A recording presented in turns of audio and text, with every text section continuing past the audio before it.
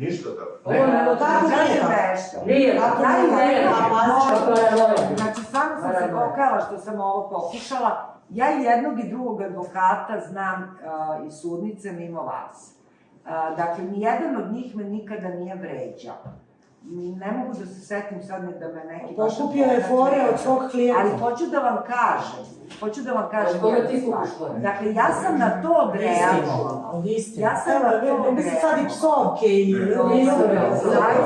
Hoćemo da prekidamo ovo ili da ovo krenu u nekom drugom pravcu? Ajde da prekinemo jer sad kreću i psovke i tako dalje. Ja ove romske manire nemam. Super. Kako nemojte, a da me psuje. Pa čekajte, možemo mi misliti. Ovo je ludilo. Vidite da ovo ludilo. Ovo je ludilo, ovo je bezobrazno. Sudija, svakako nemojte dozvoliti u vašoj sudnici da kaže bilo ko da nećete dobro proći.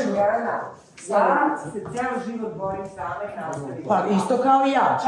Ali bez kriminalaca i ubica. Jeste. Bez kriminalaca. Možemo da ih nabrajamo, Jelena. Imaš amneziju.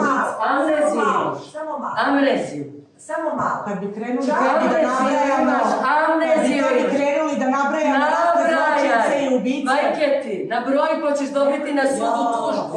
Ajde, pa vidjet ću. Medija, Dušan, Spasor. Ajde da nabrojimo. A tvoje? A tvoje? Tvoje da nabrojimo. Nabroj. Samo što ti ne mogu druže. Ti znaš šta bi bilo? Ti znaš šta bi bilo? Sram te je bilo svaki I ja nisam nosila na nogi da nisam zatvorila buva.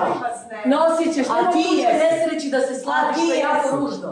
Ružno. Ti si išla u zatvor, ali ti to nemaš, ti nemaš pojma, nemaš osjećaj. Sram te je bilo. Nesreća ove zemlje, što si bila jako kratko u zatvoru. Ti mi reče, poštenjačina. Ti mi reče, poštenjačina. Stidi se svaki izgovoren reče, primiti